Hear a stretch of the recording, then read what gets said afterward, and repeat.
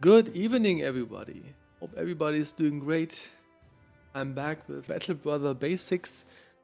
Today we talk about attribute points and hiring. I'm just chilling here outside of Halshope.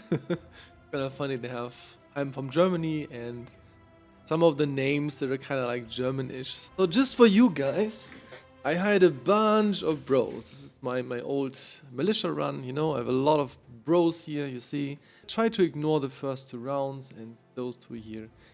They don't really matter here. I just spent good coin, hard-earned coin, that I paid for in blood.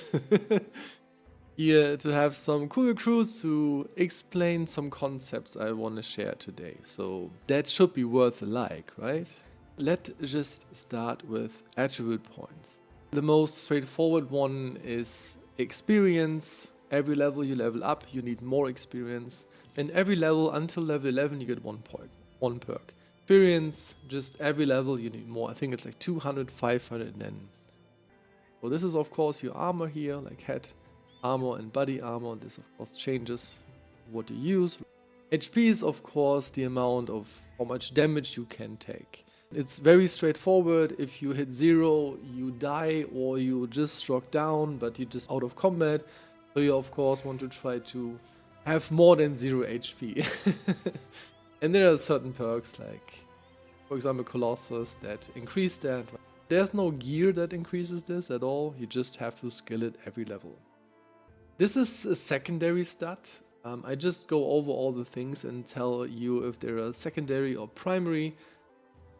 Every stat is secondary except melee skill and melee defense. All the other stats are secondary. Difference in those is, if you level up, if I click on this thing, then I get stats. The number you can see here is calculated in 3 ways. First of all, it's random. Second of all, is that primary stat or a secondary? If it is a primary stat, you get +1 to +3. This is random if you have no stars. If this is a secondary stat, you get +2 to +5. If this is initiative, I think this can go even higher. If you have stars, and it's pretty cool that he has 3 stars, this kind of changes. And I don't want to make this too complex. Just to explain, 1 and 2 stars just means that the low roll become higher. Like for example, Resolve, this is a secondary stat, he can roll up to 2 to 5, but because he has 2 stars, he can only roll 4 and 5. He has a 4, that's the lowest roll that is possible. But if you have 3, and this is 1 to 3, you can actually roll higher. 3 means you can roll 1 higher than you normally would be, because he's so talented. I could have rolled a 4 here, that's possible. Primary 1 to 3, unless you have 3 stars, then it's 3 to 4, because the stars just means that the lowest roll is just 1 higher. And secondary stats is 2 to 5, and I got 2 here, so it's 4 to 5, because the lowest roll gets 2 higher. This is, I know, kind of complicated, but this is how the system works. Alright, let's go back to Hilma. Action points, everyone has 9 action points. There are some traits and perks that will restore after you kill. Moving cost AP. Hitting cost AP. This sword costs 4 AP. And moving cost AP. It is basically your ability points, your points you spend on certain activities. Throwing a net cost that too, for example. You see, throwing a net costs 4 AP too. It's pretty expensive, but it's very good. Putting up a shield, for example, putting up a shield costs 4 AP too. I think you can kind of see like a trend here. 4 AP is more or less, would say, the gold standard when it comes to abilities. But there are abilities that are more expensive. For example, if you have a pike, pikes cost 6 AP. It's a 2-handed weapon. It's a reach weapon, so you only can attack once per turn. Cost 9 AP. Some German sprinkled in, sorry. 9 AP is the highest. Fatigue is, I would say, easier explained in stamina. Let's go back to that sword for Hilma. Not only it costs AP, 4 AP to cast, it costs 10 fatigue. And this is moving cost fatigue too, right? Using shield block cost fatigue. So you not only have LP as a resources to use skills with, you have fatigue too. And fatigue is altered by your equipment. The heavier your equipment is, the less fatigue you have. It kind of makes sense, right? Let's just steal some heads here from that Thunderer there. Let's look at this. This is 120 durability minus 5 fatigue. This is a pretty good nimble helm, right? You just put it on, bats. But this means you have 5 fatigue less to use. But this is not really heavy helm. This is a pretty heavy helm. Bam. You have minus 19, but you have way more armor. There's a, of course, vision 2, you get minus 3 vision, but for most classes this is like whatever. But you don't want to put this on a range pro. Like imagine it is night and you have this thing on, and yeah, you can basically throw melee range, and this is of course not really desirable. So just to explain that, heavy gear pushes down your fatigue. It makes sense. It is heavy armor, so you have less stamina. Little perks like this, for example, Brawny, reduce the subtraction of the fatigue from your gear by 30%. Some builds really need that, especially tanks. Okay, next one is Resolve. It is basically your morale. If somebody in your group, especially if they're stronger, let's say, he gets fighting, he's level 1, and this one gets absolutely destroyed. Level 12, Vanguard, Veteran, he gets absolutely murdered. And he stands beside him. The chances that he will lose his morale is just higher because he's more powerful. So morale or resolve kind of works like this. Every time somebody gets hit and he loses more than 15 HP in one hit, but it has to be HP, then there is a resolve check. It's basically a roll that measures if that person loses morale or not. You know, when you're on the battlefield and somebody moves into your zone of control, then you have another check. This resolve represents your willingness to fight.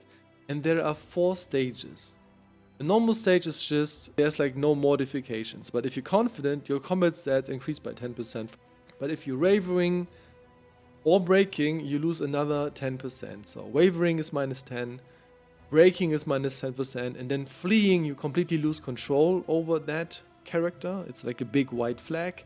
He has minus 30 on all his stats, but you just lose stats, and breaking basically means running away, you don't fight. So you always want to have sufficient resolve, find ways to get resolve back. There are ways, you know, you can have like a standard, for example, this is a cool thing, that increases the resolve. Just says 10% of the wearer, and this is a bannerman. Of course, he has a lot of resolve, so everyone around him gets plus 12 resolve. And then we have something like this. This is a nacho trophy. You can build this out of the things you collect, right? You can go into arena. I would always aim with everyone at least having 40. There are very crazy enemies that have debuffs to resolve. Some actually try to mind control you. The next one is initiative. Initiative is basically a measurement how fast you act. The higher your initiative is, the higher the chances that you act before others. Battle Brothers, even though it doesn't really look like it, is a turn-based game. So that means that somebody with 116 initiative will be act before somebody who has 49. If you have bros with a lot of heavy gear, that all the raiders will attack before you because they don't have that heavy gear on. This is kind of how this works. Not a lot of builds use that. There are some, like for example my rogue build utilizes this to great success, obviously.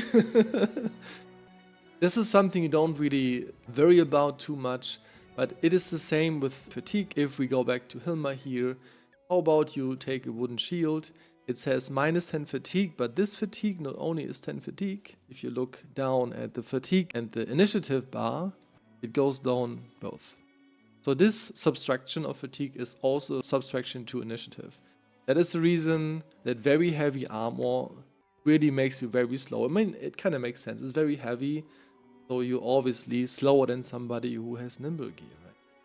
I mean, melee skill, range attack skill, melee defense and range defense, I feel, are very clear. it just increases the chance of hitting or decreases the chance of getting hit from certain weapon types. You have very high range defense. The chance of getting that crossbow to the face is just lower. The rest is basically how much damage you do, how much armor penetration. I think this is all to the attributes. Now I want to talk about hiring, and that is the reason I hired all those bros. Hiring is separated in 3 stages: the early game, the mid game, and the late game. Although I think it depends what origin you pick, right? But generally speaking, you always should have the purpose when you hire somebody. Just taking anything that looks kind of okay is a very bad strategy, especially when money is scarce.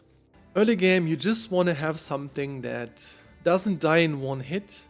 Generally speaking, this game is survival of the fittest, and you will sacrifice bros to save your precious bros. You shouldn't be too attached to anyone. Like, for example, if you're very attached to Albrecht and an orc warrior cleaves his head, you know, this happens, but this is fine because he hold that orc warrior back for like 5 turns, and your other bros could kill off the whole enemy squad in that time. And you get crazy loot or super experience or even that famed cleaver of that warlord.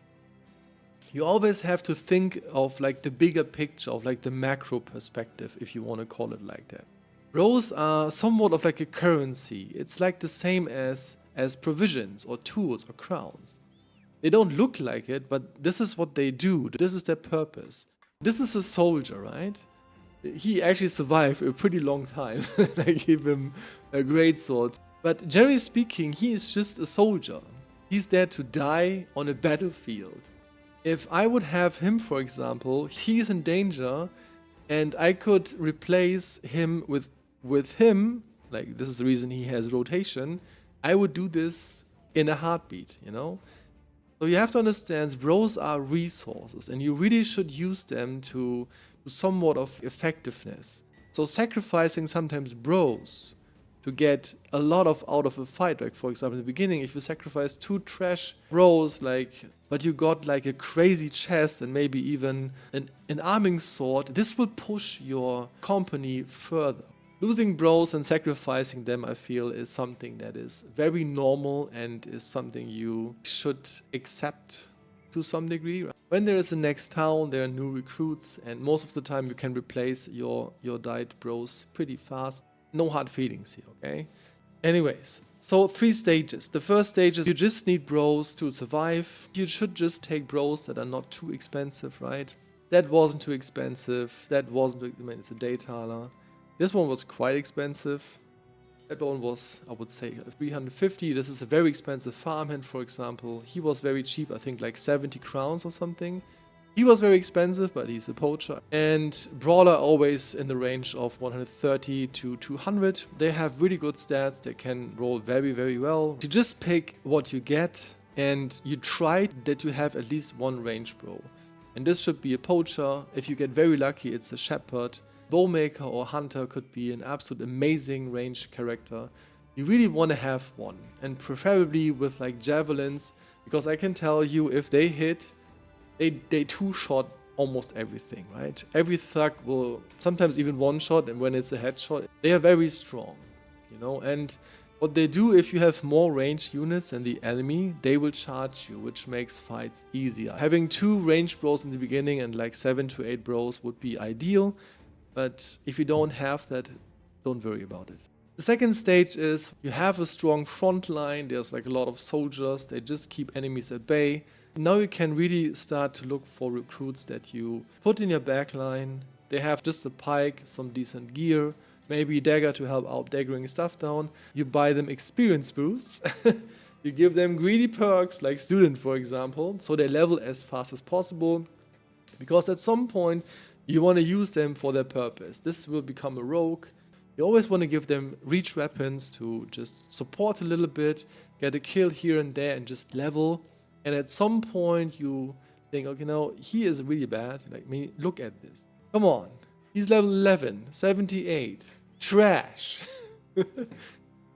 At some point you will just take him out and then let him just die, or you kick him out, you give him money, right? Maybe you can just say, you know what, go away. So this is like the general idea, or like the mid game. You just try to get better recruits for the places you have. You maybe want to fine tune your build. You really want to have another destroyer. You lack one paladin, something like this. In the later stage of the game, you're really only looking for the absolute high quality bros. I just realized how absolutely insane this. I'm sorry, I didn't play the save game for like some time. I kind of forget this. And having 69 melee defense and then 120 life, this is of course an absolute beautiful Battleforge tank. So you look for things like this, right? You look for very good bros. And then you have maybe one or two in your roster that you level at one point, and the rest just stays the same. You generate income, better gear, you kill champions for famed stuff. I really thought about long and hard to explain what I mean with this. Like hiring with a purpose. While I was planning this, I understood that you actually need some sort of understanding what certain backgrounds have. For example, you really need a good bannerman. Bannerman or a taskmaster, they really need very high resolve. You would never hire a farmhand. Why not? Because they only can roll 37 resolve.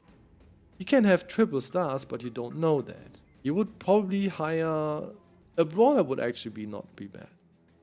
If you want to have somebody with two-handed cleaver, they burn out with their fatigue very fast. You would probably not hire him because he only can roll 90 fatigue. This is not much. You would try to hire a farmhand. He can have 120. Hiring with a purpose means that you pay attention to the stat ranges or the attribute ranges certain backgrounds can have. This is a brawler. That he becomes a rogue was for me unexpected. But he rolled really well and he has the stars in the right direction. His initiative was really good. I wouldn't hire a brawler to get a rogue. I would hire a red catcher, for example. They have way more initiative. It's almost impossible to explain this and not making like a 10-hour video.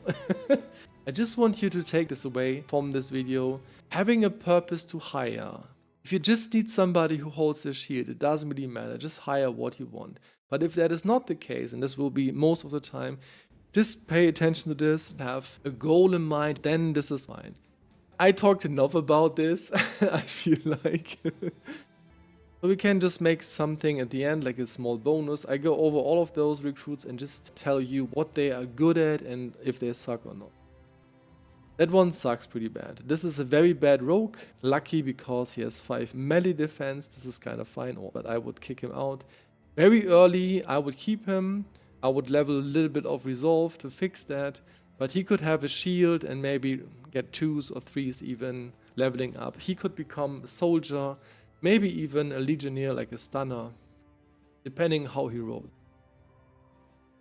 This is a very classical example of somebody who is... He looks good, but then he isn't. Right? His resolve is terrible, and you have to level this at least 3 or 4 levels, depending how good you roll. His fatigue is good, like 3 stars, but he starts only with 90. This is the lowest roll. So you have to pump points into that too. Yes, 52, 2 stars is nice, but no star here. He looks good, but he's maybe decent. He's just like a soldier. Again, maybe a stunner. If he rolls really well here and here, then he can actually become a reckoner with a flail maybe, but this is how far you can take him. This is just not a good bro. This is a soldier or just like an instant disband. I'm sorry, Raimund, you suck. This is almost the same. He has a horrible trait I absolutely don't like, superstitious. Yeah, there's not much you can do with him. This is a frontliner, even though this 1 star, this looks fine, but I mean, no, I'm sorry. Even though good HP, I feel the fatigue is good. Yeah, this is, if you roll really good, then this could be maybe a Centurion, this is a nimble tank, an early game tank, but it is basically just a soldier in my opinion. This is a beggar, right? Yes. Resolve is actually pretty good for a beggar. He rolls extremely well in melee attack. Like, look at this, like 10 higher than he could have rolled. This is fine. This HP is absolutely horrendous. This is somebody you want to keep in the back. He has maybe a pike or something, so he hits really well, but you don't really want to bring him to melee with those stats. His fatigue sucks pretty bad too. So maybe a backliner, maybe a very bad Phoenix, somebody with the war scythe, but you probably don't keep those, you just kick them out. This is, yeah, this is a failed poacher. He max rolled this, but there's no stars, so yeah, the range is very high. He has very bad resolve. This is somebody I would disband because he is just not good. You can give him, of course, a pack of javelins and keep him for a couple of levels. He will help in the beginning. I mean, this is a max roll, but in longer runs, you wouldn't take him. This is a brawler. Brawler is a very good background. They can roll really well. This is a perfect Phoenix. This is a perfect Dawnbreaker. This is somebody who gets into the back line. He has great fatigue. His resolve is absolutely fine. This could actually be a bannerman. Not a good one, but maybe an early bannerman because of his fatigue. Melee scale is good. You don't really have to fix the HP too much. He rolled almost 60 HP is fine. I mean, yeah, and he has some range defense even. Again, backliner or a bannerman. I wouldn't put him to the front line because his melee defense is just not good enough.